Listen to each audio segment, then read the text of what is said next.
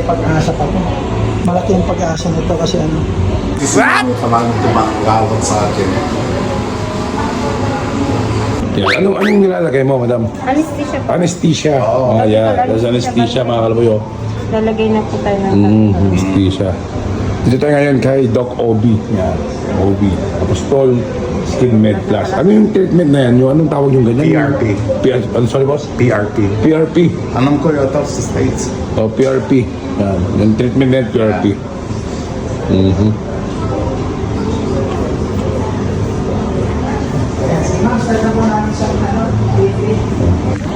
At eto na mga kalaboy, dahil pinahiran na ng cream ng anesthesia kanina, eto babalutin daw, sabi ni Doc, ng plastic para ilang minuto para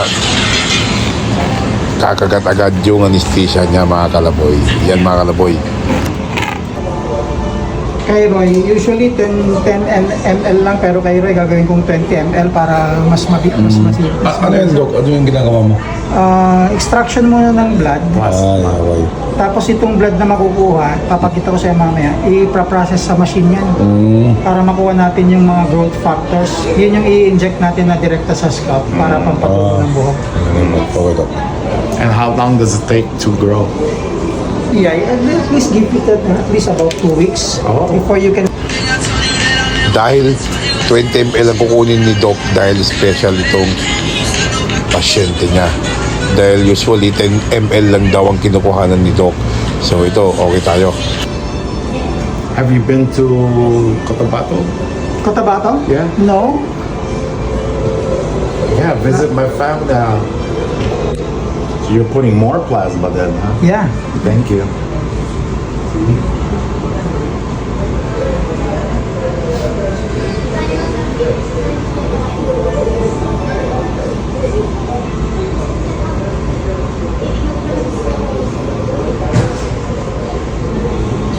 Kumain ka lang, makaka-recover ka na. Pwede na tayong shot mamayang gabi ulit.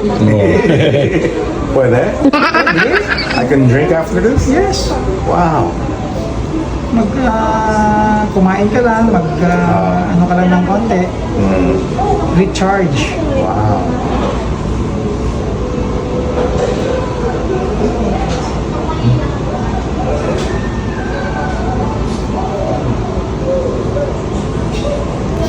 Nakuha na ng dugo si Boys Roy. So ito, ilalagay ni Doc sa machine para mapaghiwalay niya yung plasma.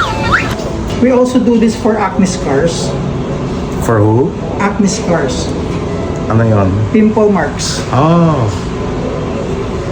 Bad In pimple. orthopedic surgery, they also... Ito na mga kalaboy, napaghiwalay na ni Doc yung red blood tsaka yung plasma. Ito, kinukuha na niya yung plasma, yung puti, at i-inject niya sa scalp ni Boss Roy ngayon, mga kalaboy. Yan, tinitignan niya mga kalaboy, ha. Yan, tinitignan natin i-inject ni Doc Obi. So, ano yan, Doc? Ano yan? Bali, Ito yung tinatawag na PRP or platelet-rich plasma.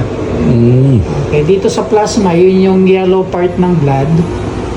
Nandiyan yung mga hair growers natin, mga collagen, growth factors. Yun yung direktang ini-inject natin para tumubo yung buhok. Ngayon, maliban sa injection, meron pa tayong gagawin isang procedure, ito yung tawag natin na roller. May mga may mga maliliit na tusok-tusok, mga needles. Pag ini-roll mo yan na ganyan, magke-create yan ng maliliit na openings para mas ma-absorb pa yung walang masasayang. Kasi mahalaga yan. Galing sa sarili mong dugo yan.